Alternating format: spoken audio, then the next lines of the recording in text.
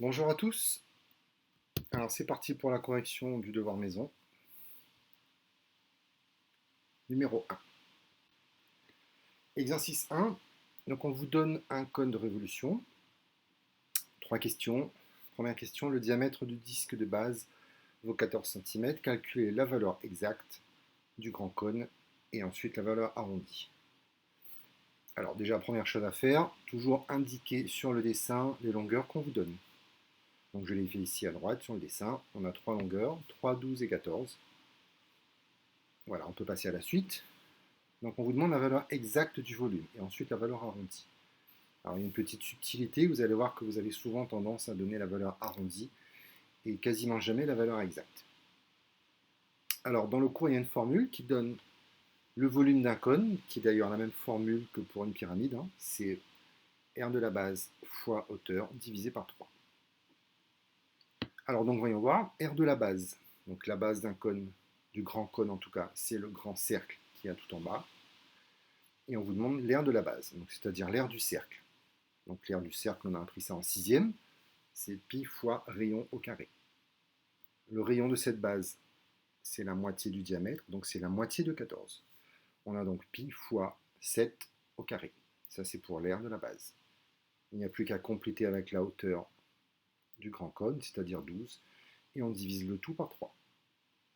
Donc pi fois 7 au carré, ça c'est l'aire de la base, l'aire du cercle.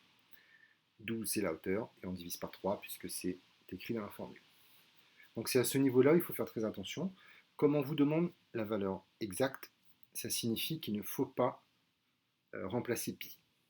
Parce que si vous voulez, tous les autres nombres, ils sont exacts. 7 au carré, 12, 3, il n'y a aucun souci. Mais dès que vous avez des nombres à virgule qui ne s'arrêtent pas, infini, vous n'êtes plus dans la valeur exacte. Donc l'astuce, c'est de laisser le nombre pi tel qu'il est et de calculer tous les autres, c'est-à-dire 7 au carré fois 12 divisé par 3. Alors déjà, on remarque que 12, on peut déjà faire 12 divisé par 3, ça fait 4.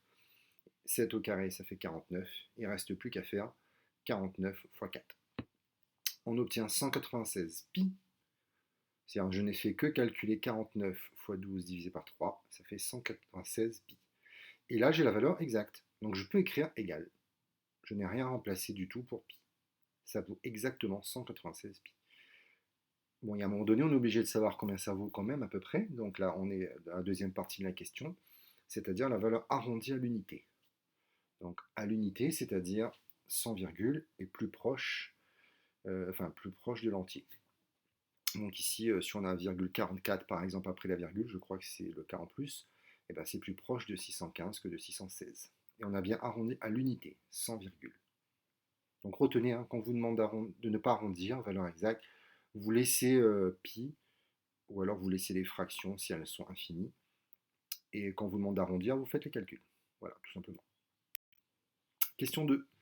Quel est le coefficient de réduction qui permet de passer du grand cône au petit cône? Alors, je rappelle dans le cours qu'on a vu 6 formules, 3 pour les réductions, 3 pour les agrandissements. Dans chaque cas, on avait une formule pour les longueurs, une pour les aires et une pour les volumes. Donc ici, la question en fait, c'est de savoir de quelle est la formule qu'on va utiliser. Donc si on regarde notre dessin, on a finalement pas mal d'informations au niveau des longueurs. Donc je pense qu'on doit pouvoir s'en sortir. Donc on va écrire la formule du cours qui donne les longueurs dans le cas d'une réduction. Cette formule, c'est L' égale L sur K. Avec L' la nouvelle longueur, L l'ancienne, et K le coefficient de réduction. Alors il n'y a plus qu'à remplacer, mais en ne faisant pas n'importe quoi. Comme on a l'ancienne et la nouvelle longueur, il faut qu'on choisisse bien ce qui va avec. Donc les deux qui vont avec, c'est 3 et 12. Pourquoi? Parce que l'ancienne hauteur, c'est-à-dire le grand cône, ici c'est 12 cm de haut, qui est devenu le petit cône de hauteur 3. Donc 12 est devenu 3. Donc je peux remplacer L', c'est la nouvelle, donc c'est 3. L, je remplace par 12, et j'obtiens 3 égale 12 sur K. Je rappelle que K, c'est le nombre que je cherche, c'est-à-dire le coefficient de réduction. Si je mets un 1 sous le 3, j'obtiens deux fractions. Il n'y a plus qu'à faire un produit en croix pour trouver la lettre K. Ici, en l'occurrence, 12 fois 1 divisé par 3, ce qui donne 4. Donc on a trouvé le coefficient de réduction. Alors certains ont dû se dire pourquoi il fait tout ça, puisque ça pouvait se trouver directement. Effectivement, on peut remarquer que pour passer de 12 à 3, ben, il suffit de diviser par 4. Donc le coefficient de réduction, c'est 4. Et vous avez bien raison, on peut le faire directement. Le seul souci avec cette méthode immédiate, c'est que le jour où vous tombez sur un exercice où on passe de 7 à 4 ou de 3 à 11, ben vous serez bien embêté, parce que de tête, vous ne trouverez pas le coefficient. Donc dans ce cas-là, qu'est-ce qu'on fait? Ben, on se ramène aux formules du cours et on s'en sort toujours. Par exemple, le coefficient, ça peut être une fraction du genre 2 sur 3 ou 7 sur 9. Bon, ici, ce n'était pas le cas. Ici, on avait un nombre tout simple, 4. On va continuer. Alors, n'hésitez pas à mettre pause. Bon, je le dis dans toutes mes vidéos, mais ça vous permet de refaire les calculs, de réécouter les parties de manière segmentée ou de les écouter plusieurs fois pour bien comprendre. Question 3. Calculer la valeur exacte, puis arrondie. Alors, encore la même chose que tout à l'heure, mais cette fois du petit cône. Alors ici, on a deux méthodes. On va par exemple présenter la première, qui consiste à calculer le volume, directement par la formule qu'on a donnée tout à l'heure. C'est-à-dire R de la base hauteur divisé par 3. Mais cette fois pour le petit cône. Alors le souci, c'est que dans la formule, j'ai besoin de l'aire de la base.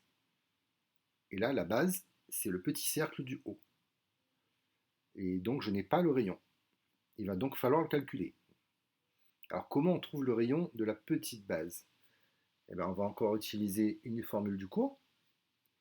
Donc, comme je cherche le nouveau rayon, et que le rayon, c'est une longueur, c'est la formule sur les longueurs. Mais au lieu de mettre L, je vais mettre R, puisque c'est la même chose. Hein. Le nouveau rayon, c'est comme si j'écrivais L', puisque le rayon, c'est une longueur, c'est l'ancien rayon divisé par 4. Alors maintenant, je peux écrire divisé par 4, puisque je sais que le coefficient de réduction, c'est 4. C'est-à-dire que le rayon est 4 fois plus petit que celui du bas. En fait, toutes les longueurs sont divisées par 4, donc le rayon aussi. On avait 7 comme ancien rayon, et non pas 14. 14, c'était le diamètre. On divise par 4, ça fait 1,75. Là, on n'a fait que calculer le rayon du petit cercle, c'est-à-dire de la base. Je vais donc pouvoir remplacer dans ma formule. R de la base, c'est toujours pi fois rayon au carré, c'est-à-dire pi fois 1,75 au carré. La hauteur du petit cône, c'est 3, et le tout est divisé par 3. Voilà. Alors ici, on peut déjà remarquer, vous avez vu que j'ai laissé pi entier, parce qu'on me demande la valeur exacte. Donc je ne prends pas 3,14. Et ça me permet d'écrire égal. Alors ici, si on regarde bien, on a un 3 au numérateur, un 3 au dénominateur. Donc les deux se suppriment, puisque 3 divisé par 3, ça fait 1. Il ne reste plus qu'à calculer 1,75 au carré, tout seul, ce qui fait 3,0625. Le pi, c'est une lettre, on la met à la fin, c'est comme dans le calcul littéral, on met les x après, donc 3,0625 pi. Là, j'ai la valeur exacte du volume du petit cône. Si je veux la valeur arrondie au centimètre cube, c'est-à-dire 100 virgules, c'est pareil, c'est à l'unité. Donc je prends ma calculatrice, je tape 3,0625 fois pi, ou fois 3,14, et j'obtiens un nombre qui est proche de 10 cm3. En tout cas, arrondi à l'unité, c'est proche de 10. Ça, c'est la méthode 1, qui est d'ailleurs très longue, en passant, vous avez pu voir, c'est pas ce qu'il y a plus facile. Alors comment faire ça plus rapidement? Donc méthode 2, plus rapide, il suffit de connaître son cours, puisqu'il y a une formule qui permet d'avoir directement le résultat. Donc de quelle formule je parle? C'est la formule qui permet de calculer le petit volume directement, à partir du grand. Donc cette formule, c'est la suivante. Nouveau volume, c'est l'ancien volume, divisé par le coefficient au cube. Donc là, c'est rapide, pourquoi? Le nouveau volume, c'est celui que je cherche, c'est-à-dire le petit. L'ancien volume, je le connais déjà. On l'a déjà calculé à la question 1. Et le coefficient, je le connais. Donc en fait, il n'y a plus qu'à remplacer. Et c'est terminé. Ce qui fait 615 divisé par 4 au cube. Voilà. Donc là, je vous ai mis la version arrondie. Si on veut la version exacte, c'est la même chose que tout à l'heure. On réécrit ce qu'on avait trouvé pour V, où c'était écrit égal, on remplace, on laisse le pi, et à la fin on remplace pi par 3,14 et on trouve 10. Donc ça c'est la méthode formule du cours avec les volumes. Ça va beaucoup plus vite, puisque 615 on l'avait déjà trouvé tout à l'heure, et 4 c'est bien le coefficient de réduction. Exercice 2. Alors, on considère un carré ABCD de côté 16, avec BK égale X et JC égale 10. Donc, première chose à faire, toujours, on indique sur le dessin les longueurs. Donc, on a bien JC égale 10 et DC égale 16. Donc, j'ai mis un côté de DC, puisque de toute façon, c'est un carré, c'est partout pareil. Première question, exprimer CK en fonction de X. Donc, ça veut dire quoi cette question? Ça veut dire simplement que vos CK, donc dans votre réponse, il y aura forcément du X. C'est ça que ça veut dire. D'ailleurs, vous voyez bien qu'on utilise le mot fonction. En fait, vous allez écrire une fonction sans le savoir. Donc, regardons le dessin, CK. Je veux trouver CK et je veux qu'il y ait du X dedans. Alors, si je regarde bien, CK, si je rajoute un petit bout, si je rajoute BK, ben, j'obtiens tout le côté du carré. Donc, ça ne devrait pas être très compliqué pour trouver CK. Donc, pour trouver CK, je fais CB, c'est-à-dire le côté du carré, et j'enlève BK. Mais qu'est-ce que c'est que BK? BK, c'est écrit en haut, c'est X. Donc finalement, là j'ai écrit la version lettre, CK c'est CB, vous pouvez regarder le dessin en même temps, moins CK, moins BK, pardon. Il n'y a plus qu'à remplacer. CB c'est le côté du carré, ça vaut bien 16, et BK c'est écrit dans l'énoncé, on l'appelle X. Donc qu'est-ce que je viens de faire là? J'ai exprimé CK, c'est-à-dire que j'ai mis CK égal, et de l'autre côté du égal, vous avez une expression où il y a du X dedans. Donc vous allez exprimer CK en fonction de X. En fonction, ça veut dire en utilisant la lettre X. C'est-à-dire que vous avez écrit une fonction, voilà. Sauf que d'habitude, les fonctions, on ne les écrit pas exactement comme ça. Mais c'est pas très grave pour l'instant. Question 2. Exprimer l'aire du rectangle IJCK. Donc je vous laisse regarder le dessin. IJCK en fonction de X. Donc ici, c'est la même chose.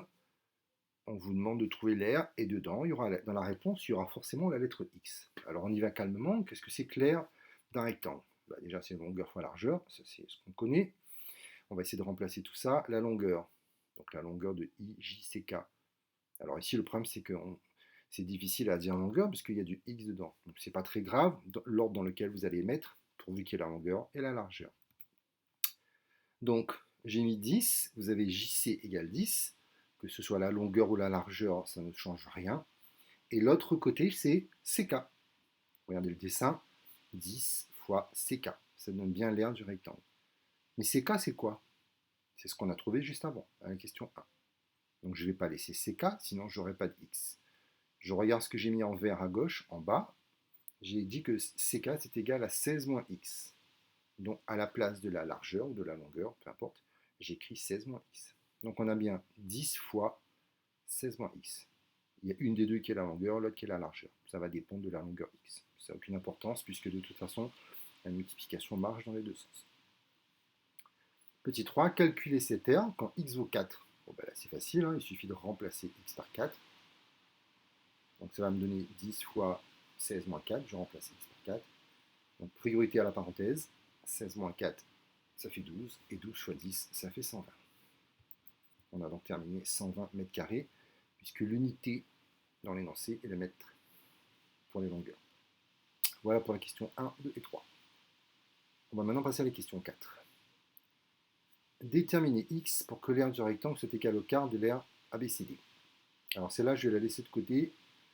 J'en parlerai une prochaine fois. Elle fait appel à des équations. J'en reparlerai après. On continue. Exercice 3. Au cross du collège, les garçons et les filles courent en même temps sur le même parcours. Les garçons doivent parcourir 2 km.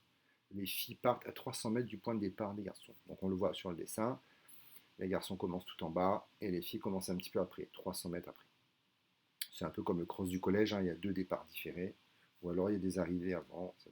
Ça dépend des formules. Et bien c'est parti. Question 1, que j'ai entouré en vert. Alors d'abord, on va lire ce qui est écrit en haut. Marc fait le parcours des garçons à la vitesse de 15 km/h. Donc quand vous voyez 15 km point H avec un moins 1 en haut, c'est-à-dire 15 km par heure. C'est la même notation, c'est juste que c'est une notation qu'on utilise beaucoup en physique. Cécile fait le parcours des filles à la vitesse constante de 12 km/h. Marc et Cécile partent en même temps. Petit 1. Montrer que Marc parcourt 250 mètres par minute. Alors, là ce qu'on doit montrer donc, que sa vitesse est 250 mètres par minute. Je l'écris comme ça parce que vous avez plus l'habitude d'écrire 250 mètres / minute. c'est la même chose que 250 mètres, point H moins 1. C'est juste plus pratique pour nous d'écrire ça comme ça, vous allez comprendre pourquoi après. Alors déjà, on va l'écrire sous forme mathématique, donc vitesse égale 15 km par heure. Ça, c'est la vitesse qui était écrite dans l'énoncé, c'est la vitesse de Marc. Moi, mon objectif, c'est de passer de 15 km/h à 250 mètres par minute. On voit bien que c'est une histoire de conversion. Il faut juste faire attention à comment on va présenter les choses au niveau de la rédaction. Alors, un des réflexes, quand on veut convertir des grandeurs composées, quand je parle de grandeurs composées, ici, vous avez des kilomètres mélangés avec des heures, kilomètres-heure. Donc, ce sont des grandeurs composées. Donc, le secret, c'est quoi? C'est de séparer les deux. Alors, comment séparer les deux? Pour ça, il faut savoir qu'est-ce que ça veut dire 15 km/h. Ça veut dire 15 km. 15 km en une heure. Donc, on va l'écrire plutôt comme ça. 15 km divisé par une heure. D'ailleurs, si vous regardez bien, la barre du haut, quand j'écris 15 km barre H, la barre, c'est une barre de division. Donc, j'ai le droit de mettre divisé par une heure. Ok, je continue. Donc, moi, ce qui m'intéresse, c'est d'avoir des mètres et des minutes. Et donc, il va falloir transformer les deux. Alors, comment on passe des kilomètres au mètre? Bon, on rajoute 3 zéros, ou on multiplie par 1000, hein, c'est pareil.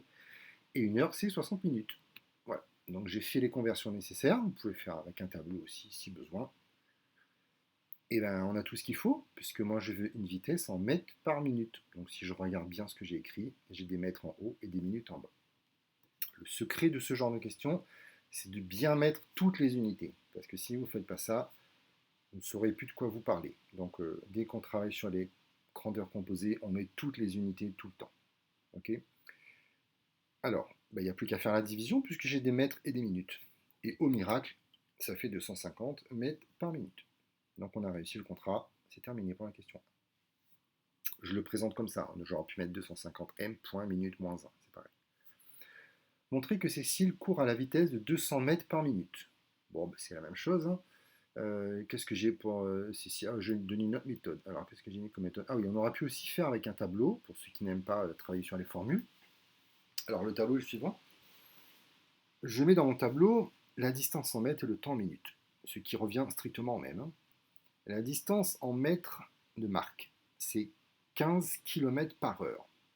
Donc, je mets tout de suite les unités qui m'intéressent. Moi, je veux des mètres et des minutes. Donc, au lieu d'écrire 15 km, j'écris 15 000 mètres dans le tableau. Et comme il a fait ça en une heure, c'est-à-dire il a fait ça en 60 minutes, remarquez que c'est exactement ce que j'ai fait à gauche, hein. On a écrit la même chose. Ensuite, je rajoute 1. Pourquoi je rajoute 1? Parce que moi, je veux savoir quelle est sa vitesse en mètres par minute. Par minute, ça veut dire en une minute. Donc, je mets le 1 dans mon tableau. Je fais un produit en croix et évidemment que je vais trouver 250. Donc, on fait 1 fois 15 000 divisé par 60 et ça fait encore une fois 250 mètres par minute. Les unités sont écrites dans le tableau, donc il n'y a plus qu'à lire ensuite, hein. Voilà, c'est méthode numéro 2. Alors pour Cécile, c'est la même chose, hein. À quelle distance sont marquées Cécile au bout de 5 minutes? Alors ici, il faut donc prendre en compte la vitesse. Déjà, on a au niveau de la formule, c'est vitesse égale distance sur temps. Moi, ce que je cherche ici, c'est la distance parcourue. Donc, ce qui m'intéresse, c'est la lettre D. Je vais donc faire un produit en croix dans la formule pour trouver en fait la formule qui donne la distance. Ce qui veut dire que vous n'êtes pas obligé d'apprendre par cœur les autres formules. Vous apprenez celle-là et vous en déduisez les autres avec des produits en croix. Donc ici, si je veux D, je fais V fois T. Ou V fois T divisé par 1, ce qui revient strictement au même. Voilà, on y est cette fois, on peut calculer la distance. Donc on va commencer par Marc. La distance, j'ai rajouté Marc pour ne pas mélanger. Alors quelle est la vitesse de Marc? Alors j'aurais pu écrire 15 km/h, sauf que le temps qu'on me donne dans l'exercice est en minutes. Je vais donc utiliser ce qu'on a fait à la question 1, pour ne pas perdre de temps. J'écris que la vitesse de Marc est de 250 mètres par minute, plutôt que d'écrire km/h et d'être embêté après. Et là, vous voyez que c'est magnifique, puisqu'on a des minutes à gauche dans l'unité de vitesse, et on a des minutes dans l'unité de temps. Ça veut dire que les minutes vont se simplifier. Je rappelle que la barre veut dire que les minutes sont en bas au dénominateur, et donc vous avez des minutes en haut et des minutes en bas. Tout ça se simplifie magnifiquement, et il va donc rester des mètres. Ça tombe bien parce qu'on cherche une distance. Donc les minutes n'ont rien à faire là-dedans. Il n'y a plus qu'à faire finalement 250 fois 5 et c'est terminé, ça fait 1250 mètres. On continue. Alors la distance de Cécile. Alors Cécile, pour l'instant, on ne l'a pas encore fait. Hein. Puisque j'ai dit tout à l'heure que c'était la même chose. Donc on va le faire maintenant, il n'y a pas de souci. Vous aurez la réponse du coup à la question 1. Alors la distance que fait Cécile, c'est toujours pareil, vitesse fois temps. On l'a écrit à gauche. La vitesse de Cécile, dans l'énoncé, c'est écrit 12 km par heure. Et pareil, elle court pendant 5 minutes, donc fois 5 minutes. Et là, vous voyez l'intérêt de pas, d'écrire les unités, parce que si vous n'écrivez pas les unités, vous allez faire 12 fois 5. Ici, c'est pas possible parce qu'on a deux unités de temps qui ne sont pas les mêmes. On a les minutes et les heures. Donc ça ne va pas du tout. Il va donc falloir transformer l'une des deux. En général, on transforme celle dans la grandeur composée, mais ce n'est pas une obligation. Donc, au lieu d'écrire 12 km/h, je vais faire comme j'ai fait avec Marc. C'est-à-dire, je vais dire qu'elle a fait 12 km pendant 1 heure. Voilà, donc je l'écris comme ça. 12 km pendant 1 heure, c'est-à-dire sur 1 heure. Maintenant que j'ai séparé mes unités, je vais pouvoir travailler dessus calmement. Tant qu'elles sont mélangées comme la ligne du haut, c'est un peu compliqué. Et en plus, je ne vois pas le 1, je ne pouvais rien faire. Maintenant que une heure a été séparée, je vais pouvoir le transformer. D'ailleurs, c'est plus facile de transformer 1 heure en minutes que 5 minutes en 1 heure. 1 heure, c'est 60 minutes. Donc je remplace, alors je fais d'une pierre deux coups, je remplace 12 km en mètres. Pourquoi? Parce qu'on me demande la distance en mètres, hein, déjà dans la question 1. Donc ça me fait 12 000 mètres et 1 heure, c'est 60 minutes. Et là, vous voyez que les minutes, elles apparaissent en haut et en bas. Ça veut dire qu'elles vont disparaître. Il va bien rester que des mètres. Et donc on a terminé. On trouve bien 1000 mètres pour la distance de Cécile. On continue. Alors pourquoi? Je vous explique rapidement pourquoi, parce que vous faites 12 000 divisé par 60 multiplié par 5, hein, il n'y a pas de difficulté particulière. Donc 12 000 fois 5, ça fait 60 000, et 60 000 divisé par 60, ça fait 1000. Donc, voilà. Donc là, vous avez aussi la réponse à la question de tout à l'heure. La réponse à la question de tout à l'heure, c'était, si vous voulez savoir quelle est la vitesse de Cécile en mètres par minute, vous faites 12 000 mètres divisé par 60 minutes, voilà, et ça vous fait 200 mètres par minute, directement. Donc c'est la même chose que pour Marc, sauf que je l'ai fait dans cette question. On continue. Depuis le départ, Marc et Cécile ont couru pendant X minutes. Alors ça, c'est assez classique dans les exercices. On vous fait manipuler d'abord avec des nombres, parce que c'est assez facile. Et ensuite, pour voir si vous avez compris, on généralise, on dit, bon, maintenant, on prend n'importe quel nombre, on l'appelle X, et on regarde ce qui se passe. Alors à quoi ça sert? Ça permet après de trouver des réponses à des questions plus générales, comme on verra tout à l'heure. Petit a. À quelle distance de départ des garçons se trouve Marc quand il a couru pendant X minutes? Alors ici, c'est un peu le même principe que tout à l'heure. La méthode est la même, sauf qu'il y a du X qui va apparaître. On a vu tout à l'heure que la distance, c'était la vitesse fois le temps. Ça n'a pas changé. La formule est la même. Ce qui va changer, c'est ce qu'on va écrire dedans. Donc, pour Marc, sa vitesse est de 250 mètres par minute. Donc, j'écris à la place de V, 250 mètres par minute. Et à la place du temps, j'écris X minutes. Pourquoi? Parce qu'on me dit qu'il court pendant X minutes. Bon, jusque-là, ça va. Et vous avez vu que, encore une fois, les minutes se simplifient, puisqu'on a des minutes en bas et des minutes en haut. Donc, comme c'est les mêmes unités, elles disparaissent. Il va rester quoi? Il va rester 250 fois X et des mètres. Donc, finalement, 250x, le mètre, je ne suis pas obligé de l'indiquer, puisque c'est l'unité de la distance. Vous pouvez rajouter aussi si vous voulez. Hein. Ça fait 250x et l'unité, c'est mètre. Voilà. Donc ça veut dire que maintenant, je peux calculer n'importe quelle distance de Marc. Il suffit de remplacer x par le nombre de minutes.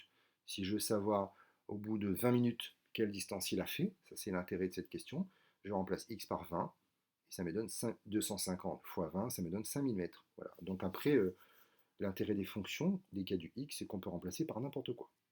Le travail était fait, le plus dur est fait si vous voulez. On continue. Donc montrer que la distance en mètres qui sépare Cécile du point de départ des garçons, attention, au bout de x minutes toujours, c'est 200x plus 300. Donc là, il ne faut pas s'affoler. On fait la même chose pour Cécile, donc la formule est la même. Hein. Moi, ce qui m'intéresse, c'est la distance en mètres de Cécile. Donc j'écris D égale V fois T, toujours distance. La vitesse de Cécile, donc c'est celle qu'on a écrite tout à l'heure. Donc je ne l'avais pas calculé, je vais le faire ici. 12 000 mètres sur 60 minutes fois X minutes, puisqu'elle court aussi pendant X minutes. Donc comme on a des mètres et des minutes, ça fait bien 200 mètres par minute. Voilà. Donc 12 000 divisé par 60, ça fait 200. Les minutes disparaissent et il reste des mètres. Et il reste donc 200x en mètres. Alors attention, ça c'est la distance de Cécile à partir du moment où elle court de sa ligne de départ à elle. Et là on vous demande par rapport au départ des garçons. Donc si vous regardez ma flèche rouge à gauche, j'ai indiqué le parcours de Cécile au bout de X minutes. Donc en X minutes, elle arrive au bout de la flèche, supposons. Elle a parcouru la distance donc de la flèche rouge. Ce que vous venez de trouver, 200x, c'est la distance de la flèche rouge. Mais le problème, c'est que dans la question, on me demande quelle est la distance qui sépare Cécile du point de départ des garçons. C'est-à-dire que moi, ce qui m'intéresse, c'est ça. Ce n'est pas la flèche rouge, mais la flèche bleue. Donc il va falloir rajouter un bout. Ce bout-là, il est déjà indiqué sur le dessin, il y a juste 300 mètres à rajouter. Donc finalement, le 200x que j'ai trouvé, il est presque bon, il suffit d'ajouter 300 pour connaître la distance par rapport au départ des garçons. J'ai entouré sur le dessin 300. Et donc, au bout de...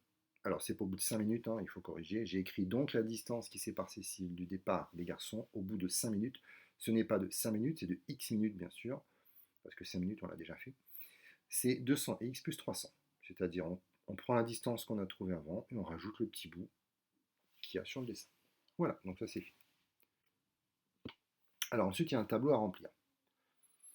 Donc, première ligne, le nombre de minutes. On vous propose 3 quarts, 0, 5 et 8. Ensuite, distance en mètres qui sépare Marc du départ des garçons. Alors dans les deux cas, ce sera le départ des garçons de toute façon. Alors on va commencer, donc je vous remets ici un résultat qu'on a vu. Au bout de x minutes, la distance qui sépare Marc du départ, on avait trouvé 250x. Et ici on me dit que x vaut 0 pour Marc. Donc il suffit de faire quoi? De remplacer x par 0. Donc si je remplace x par 0, ça fait 250 fois 0, ce qui fait 0. Au bout de x minutes, donc pareil pour ceci, je réécris le temps pour vous. Donc pour Marc, donc quand je remplace x par 0, je trouve 0, ce qui est plutôt logique, c'est-à-dire que avant, comme on n'a pas encore déclenché le chronomètre, il a parcouru quelle distance? Marc, 0. Il est encore à la ligne de départ. Alors ensuite, au bout de 5 minutes, je ferai remarquer qu'on a déjà fait ce calcul à une question d'avant. On va le refaire ici. Donc quand x vaut 5, je remplace x par 5 au bout de la flèche rouge et j'obtiens 250 fois 5, 1250 mètres. Quand x vaut 8 minutes, 250 fois 8, et ça fait 2000. Donc vous voyez que l'avantage d'écrire les choses en fonction de x, après ça permet de faire les calculs beaucoup plus rapidement. On n'est pas obligé de tout recommencer. On a fait le plus dur. On va passer maintenant à Cécile. Donc elle, on avait trouvé que la distance par rapport au point de départ des garçons, il fallait faire 200x plus 300. Donc regardons le tableau, x vaut 0. Alors si je remplace x par 0 dans la formule de Cécile, j'aurai 200 fois 0, ça fait 0, plus 300. Alors est-ce que c'est logique? Ben oui, puisque au départ, au moment 0, où est Cécile? Elle est sur sa ligne de départ à elle. Mais elle est à quelle distance du départ des garçons? Elle est à 300 mètres. Donc on trouve bien 300 mètres au départ. Elle est à 300 mètres du départ des garçons, au moment où on n'a pas déclenché le chrono. Donc c'est bien ça. Au bout de 5 minutes, on fait 200 fois 5, ça fait 1000, plus 300, 1300. Au bout de 8 minutes, on fait 200 fois 8, plus 300. Donc 200 fois 8, ça fait 1600, plus 300, ça fait 1900. Voilà, on a rempli le tableau calmement en utilisant les deux fonctions qu'on a trouvées.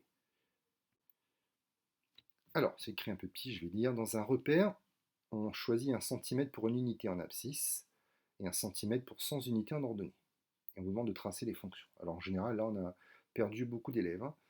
Donc on va faire les choses aussi calmement. On vous demande de prendre 1 cm pour une unité en abscisse.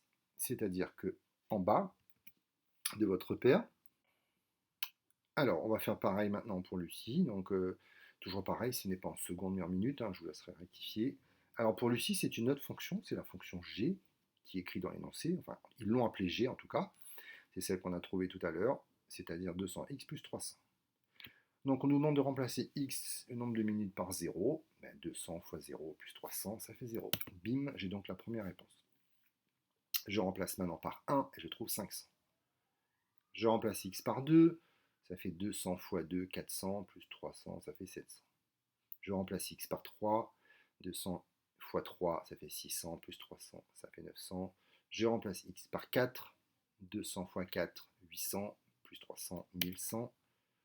Je remplace x par 5, 200 fois 5, ça fait 1000, plus 300, 1300. Je remplace x par 6, 200 fois 6, 1200, plus 300, 1500. Vous pouvez refaire les calculs à tête reposée, hein, là je vais un peu vite. C'est pas là-dessus où c'est compliqué, mais il faut quand même être capable de faire les calculs. Voilà, on est prêt, donc ici pareil, on va remplacer ici par, enfin on remplace, c'est la même chose que le nombre de minutes qu'on appelle x, et l'image de x avec la fonction qui s'appelle maintenant g. Ok, on est prêt pour le graphique. Alors normalement, si vous avez bien fait votre graphique, ça donne à peu près ça. En bas, vous avez le nombre de minutes. Bon, je suis allé jusqu'à 11, hein, on verra s'il y a besoin. Et en haut, le nombre de mètres, comme on avance de 100 en 100, ça monte très vite. 100, 200, 300, etc. J'ai remis le tableau pour vous en haut pour qu'on puisse faire les croix tranquillement. Donc, je rappelle que pour tracer les croix, en bas, l'axe des abscisses, c'est x. C'est donc l'antécédent. Et l'ordonnée, ça va être l'image. Donc par exemple, si je prends le premier nombre du tableau, j'ai l'abscisse qui vaut 0 et l'ordonnée qui vaut 0. Ça me donne donc cette croix-là, c'est-à-dire l'origine du repère. Je continue. Quand x vaut 1, l'ordonnée vaut 250. C'est-à-dire que la croix, elle part de 1 et elle monte jusqu'à 250. Je laisse regarder tranquillement. X vaut 1 en bas et l'ordonnée, ça monte bien jusqu'à 250. Et je continue comme ça. 2 minutes, ça fait 500 mètres. En 3 minutes, 750 mètres. Là, on est pour marque, hein, je rappelle. 4 minutes, ça fait 1000 mètres. 5 minutes, ça fait 1250. Et 6 minutes, ça fait 1500. Déjà, vous voyez qu'on a une allure assez reconnaissable. Il s'agit d'une droite. Enfin, en tout cas, si on a bien fait son graphique, c'est parfait, c'est tout droit. Voilà, donc ça, c'est pour marque. On verra après comment interpréter ça, mais en tout cas, le graphique, ça donne ça. Bon, on va faire pareil pour Cécile, sur le même graphique, je précise, le même repère. Voilà, je vous ai mis le tableau pour Cécile en haut. Et on va indiquer en rouge ici que la droite rouge, c'est, alors C, ça veut dire courbe représentative, c'est-à-dire le graphique simplement, de la fonction f, c'est-à-dire c'est la tête qu'elle a sur un graphique. Une fonction, elle a soit une tête avec des x et des flèches, et elle a aussi une tête, une version graphique. Ben, c'est celle qui est devant vous. Voilà, ça c'est la machine f. Donc machine G, alors pareil, on va mettre des croix. Alors ça passe par le point d'abscisse 0 et d'ordonnée 300. Donc 0, ben, c'est le point de départ, et on va monter jusqu'à 300. Bim, ça tombe ici. J'ai mis en bleu pour différencier. Quand x vaut 1, on monte jusqu'à 500. Ça veut dire qu'en 1 minute, Cécile fait 500 mètres. C'est ça que ça veut dire. Je rappelle que c'est 500 mètres par rapport au départ des garçons. C'est normal qu'on trouve autant. En 2 minutes, elle fait 700 mètres. Ça, ce sont des nombres donnés dans le tableau. J'ai plus qu'à les placer, et ainsi de suite. Voilà. Et le dernier, 6, ben, on tombe au même endroit que pour Marc, 1500. Donc j'ai plus qu'à rejoindre tout ça, et encore une fois, ça me donne une droite, si j'ai bien tracé. Alors vous avez une manie aussi d'arrêter vos droites à la première et à la dernière croix. Donc les droites ne s'arrêtent pas, elles continuent en haut. Pourquoi? Parce qu'ils continuent, ils ne s'arrêtent pas au bout de 6 minutes, donc ça ne s'arrête pas, ça continue. Enfin en tout cas, autant qu'on puisse le faire sur notre feuille. Donc je dépasse la croix et je continue à tracer à la règle. J'ai mis donc CG, c'est la courbe de G, c'est-à-dire le graphique de G en bleu. Voilà, là on a tout maintenant pour répondre aux questions. On est prêt, on a fait le graphique. Je vous ai remis le graphique à gauche. Par lecture graphique, justifier en faisant apparaître les traits, enfin les tracés indispensables, pour répondre aux questions suivantes. Donc là c'est cool, c'est-à-dire qu'on n'aura plus besoin de faire de calcul, pour l'instant en tout cas. La lecture graphique, ça veut dire que vous allez juste mettre des traits sur le graphique. Petit a. Au bout de combien de temps Marc aura-t-il rattrapé Cécile? Alors, là, il faut comprendre ce que ça veut dire rattraper Cécile. Rattraper, ça veut dire qu'une fois qu'on déclenche le chrono, parce que comme elle part devant, c'est forcément elle qui fait le plus de distance au début. Elle a déjà 300 mètres d'avance. Donc il va falloir qu'à un moment donné, comme il court plus vite, rappelez-vous, il va à 15 km/h, Cécile va à 12 km/h, et à un moment, il va la rattraper. Et la rattraper, ça veut dire que la distance qu'il fait va dépasser la distance de Cécile. En tout cas, il y a un moment où ils vont se croiser. C'est que quand le temps sera le même, la distance sera la même. Donc on comprend bien ce que ça veut dire graphiquement. C'est que les deux droites vont se croiser. Si vous regardez ici, par exemple, au bout de 6 minutes, eh ben, les deux font 1500 mètres. Donc j'ai bien un moment où Marc va dépasser Cécile. D'ailleurs, si vous regardez bien, la droite rouge, à partir de ce moment-là, au début, elle était en dessous de la droite bleue. Maintenant, elle va passer au-dessus. À partir de 6 minutes, elle passe au-dessus. C'est-à-dire qu'il va faire plus de distance. Donc il a bien dépassé Cécile. Alors, on va relire la question. Au bout de combien de temps Marc aura-t-il rattrapé Cécile? On peut répondre au bout de 6 minutes. Voilà. On continue. À quelle distance du départ des garçons, Marc et Cécile seront-ils à cet instant? Il suffit de lire le graphique, encore une fois. Le premier trait qu'on a mis en vert vers le bas, il nous donne au bout de combien de temps, c'est-à-dire 6 minutes. Et quand je vais voir sur l'axe des ordonnées la réponse des distances, je trouve 1500. Donc vous avez deux réponses d'un coup qui apparaissent avec les traits verts. 6 minutes pour la question A, 1500 mètres pour la question B. Donc voilà, c'est juste avec des traits sur un graphique. Petit 6, résoudre l'équation. Alors, on va résoudre l'équation juste après. Là, je vous montre simplement que ça dépasse. Vous voyez bien qu'à ce moment-là, si je zoome, avec un petit trait vert, la droite rouge passe au-dessus. C'est-à-dire que Marc fait plus de distance. Et on a bien 6 minutes. On a mis 600, 1625 pour Cécile, si je dépasse un petit peu 6 minutes. Donc, c'était pas obligé, mais c'est juste pour vous montrer. Alors, on nous demande de résoudre l'équation et d'interpréter ce résultat. On va déjà résoudre l'équation. Alors, je rappelle que pour résoudre une équation, on déplace les x d'un côté et les nombres de l'autre. En général, on met les x là où il y en a le plus. Alors ici, j'en ai 250 à gauche, 200 à droite. Donc je vais mettre tout mon à gauche. C'est-à-dire que le 300, il ne bouge pas. Donc le 200 qui change de place, je rappelle, il change de signe. Donc au lieu d'avoir plus 200, ça devient moins 200. Donc d'un côté, j'ai bien des x, de l'autre côté, j'ai des nombres. Ça va assez vite, il n'y a plus qu'à calculer. 250 moins 200, ça fait 50. Et de l'autre côté, j'ai toujours 300. Moi, ce qui m'intéresse, c'est x tout seul. Puisque résoudre l'équation, ça veut dire trouver x. Donc il faut que je me débarrasse du 50. Donc je rappelle, pour se débarrasser du 50, comme il y a une multiplication entre les deux, on fait l'opération inverse, on divise par 50. Donc qu'est-ce qui va se passer? Le 50 on pourra barrer le 50 au numérateur et au dénominateur, il va rester x. Et 300 de l'autre côté, 300 divisé par 50, ça fait 60. Ça fait 6, pardon. Donc 50 divisé par 50, il ne reste plus que le x, et 300 divisé par 50, ça fait 6. Donc ça veut dire quoi concrètement? Interpréter ce résultat. Donc déjà, c'est que la solution de l'équation, c'est 6. Maintenant, on va voir graphiquement qu'est-ce que ça veut dire. C'est ça que ça veut dire interpréter. Donc là, on a trouvé la solution pour l'instant. Bon, c'est pas trop ce que ça veut dire.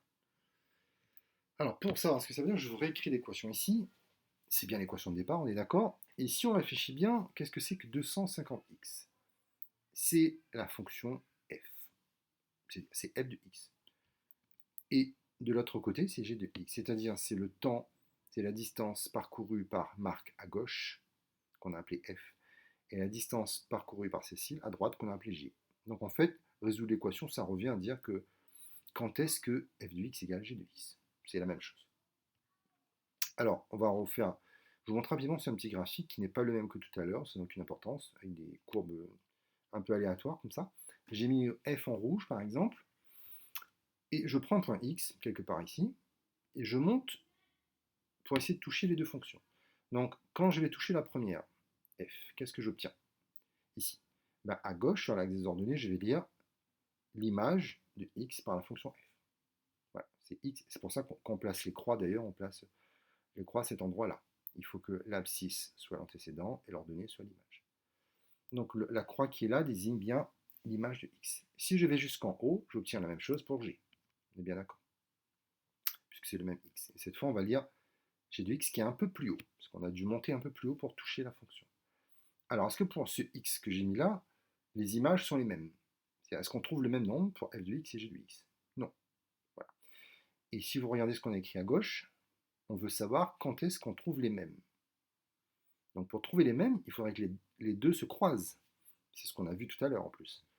Donc il y a un endroit où ça se croise. Alors si je prends ce x-là par exemple, je vais aller chercher les fonctions. Hop, je trouve ici Alors déjà, comme on est on croise la fonction rouge, ça veut dire qu'on a f de x sur leur donnée, mais comme on touche aussi la fonction g, on a aussi g de x.